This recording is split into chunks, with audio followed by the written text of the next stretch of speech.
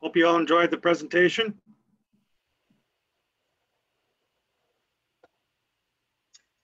Conrad, I know you answered some questions. Are there any that aren't answered yet? There was a question about the list of people who are on the Fallen Dam. The Fallen Dam was used more than once to bring Mennonites to Paraguay. It was used in 1948, I think it was, to bring Mennonites from Manitoba to Paraguay. 48 was it 26, one of those two. And there is a list that I have a photocopy of a list from there. But this particular question was about the list of Mennonites moving from Europe to Paraguay.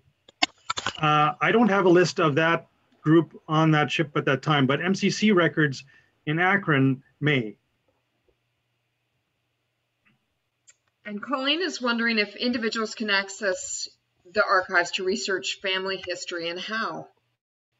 Yes, individuals can access the archives. Now, of course, during COVID, things are a little more complicated. We are allowing researchers in by appointment only. So if you're in Winnipeg, you can give me a call and we can set up a time for you to come.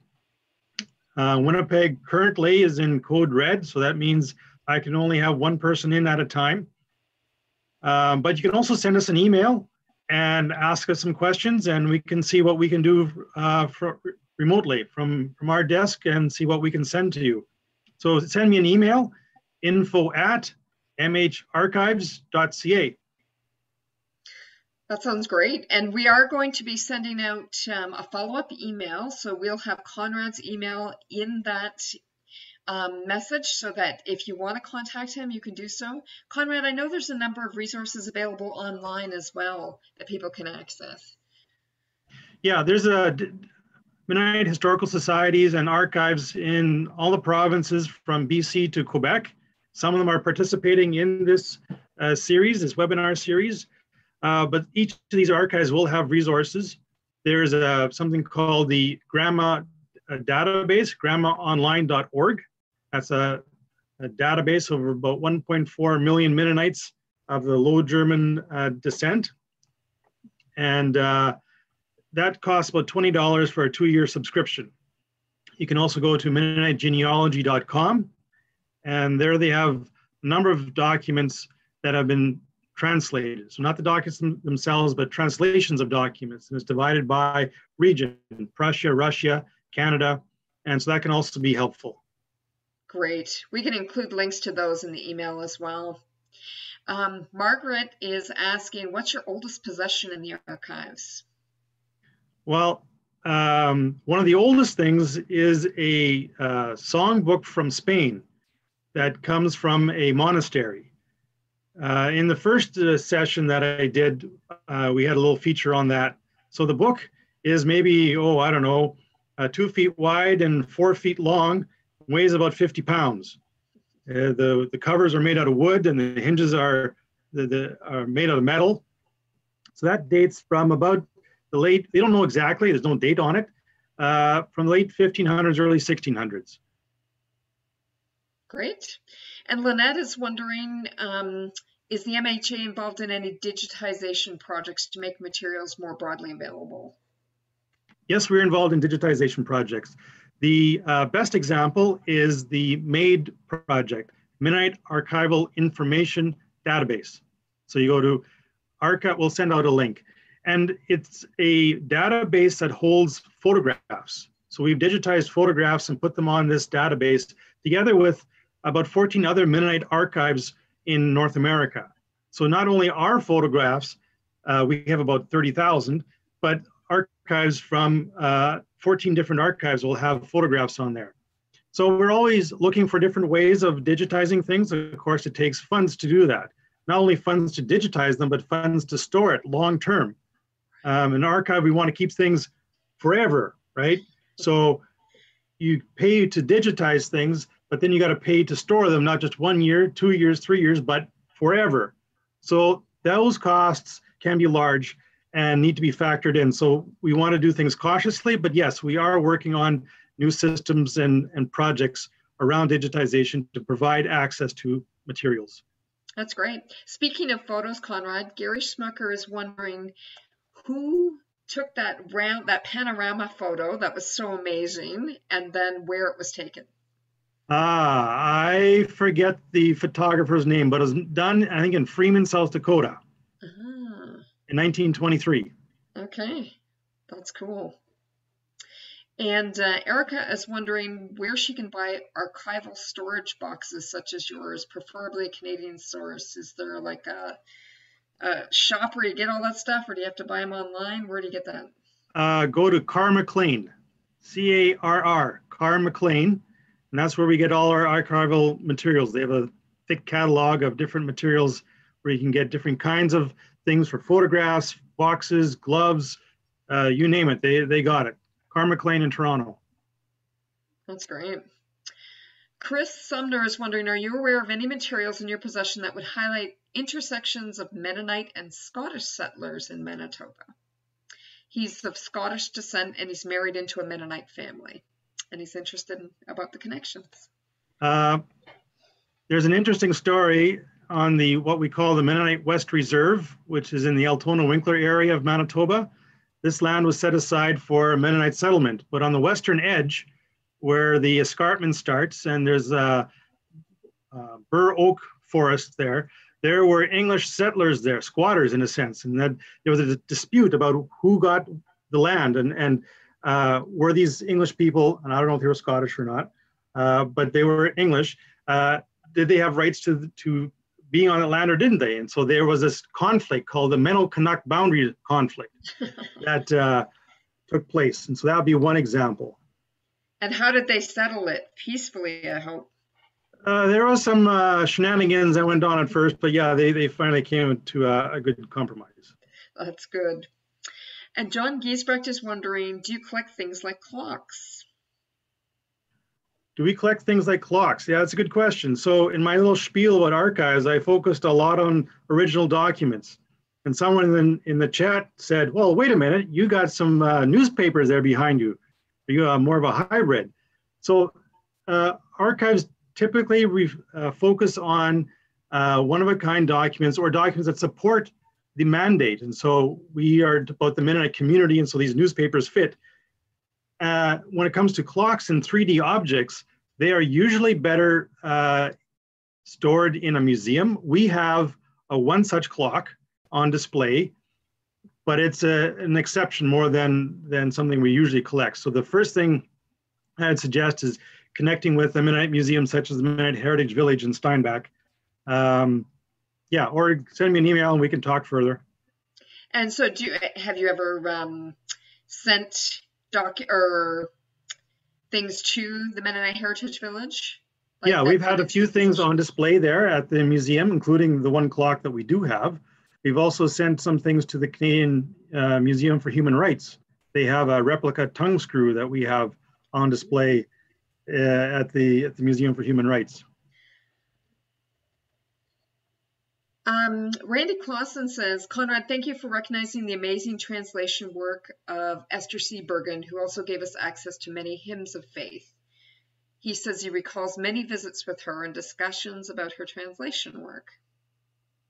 Thanks, Randy. I'll have to follow up with you on that sometime.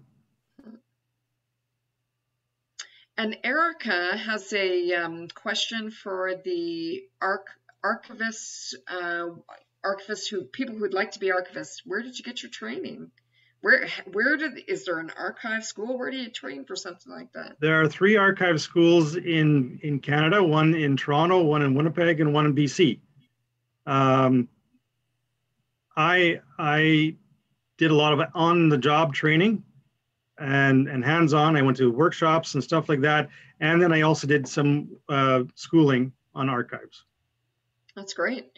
When did you know you wanted to be an archivist? Is this something that started in childhood? Did you save artifacts and documents? Do you have all your diaries somewhere in a box? It started with a grade 11 history project where my teacher said, you got to do a family history project. And so my mom really enjoyed the family networks. And so I went with mom interviewing old relatives. Some of them, like my great grandfather's sister was still alive, and interviewed her. And that got me hooked. Nice. Okay, looking for more questions here. We do have quite a few. There was a question here from Dave Taves about Tegenhagen, Prussia, and that picture that I showed. Is there a copy of a photo available?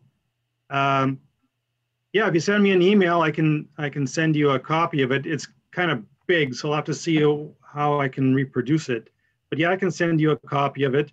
And as far as Tegenhagen, that's a location in Prussia. If you go to that MennoniteGenealogy.com website, I think there are some documents from Tegenhagen that have been translated. So you could take a look at that. And there are a few storage questions too. We've got some budding archivists in the crowd here, Conrad. What's a good way to keep original newspaper articles, Berna wonders? Yeah, newspapers are a problem because they are usually printed on acidic paper, and newspapers are not really designed to be kept long term. So after a while, they disintegrate. So one way to deal with that is to photocopy the newspapers. If you have newspaper clippings in a binder or something like that, to photocopy them.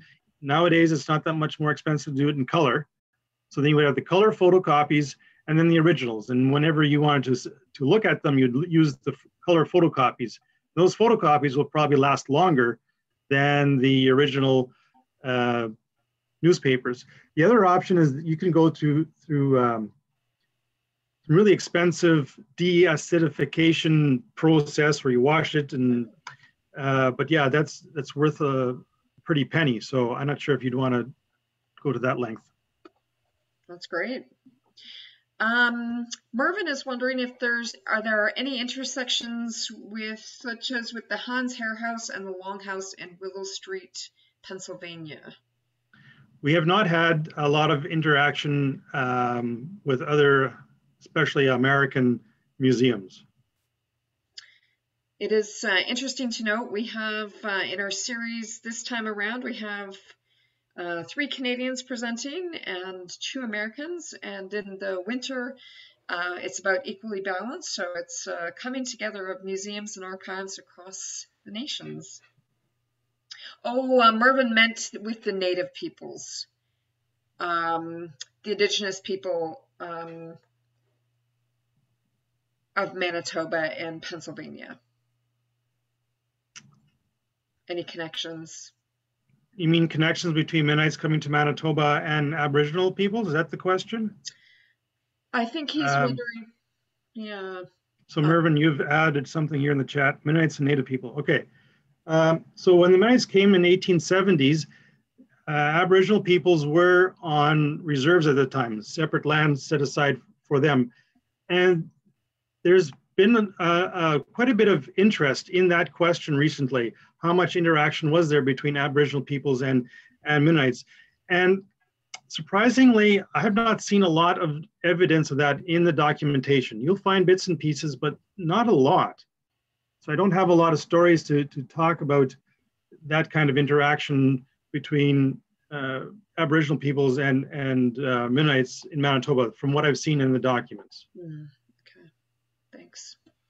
And Shelley has a really good question. You touched on this a little bit, Conrad, where the granddaughter who translated her Martin, was that? Yeah, his diaries. And was she uncomfortable? Was she sorry? And you get that problem a lot where people are maybe sorry for the things they discover about their ancestors. Are they ever disappointed or? People are surprised with what they find. Mm-hmm. They find things that they don't expect.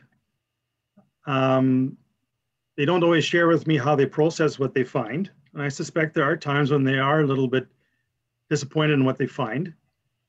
But we also have to remember we live in different times.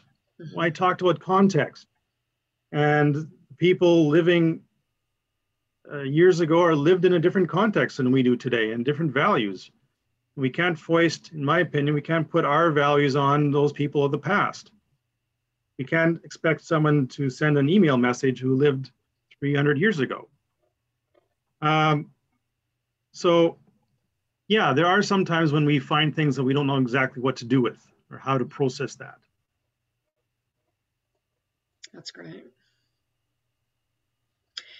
Doug is asking, do you have any archives from Swiss Mennonites? We have very little from the Swiss Mennonites. If you want Swiss Mennonite genealogical and family materials, Mennonite Archives of Ontario, my friend Lorene Harder-Gissing is the person to talk with there.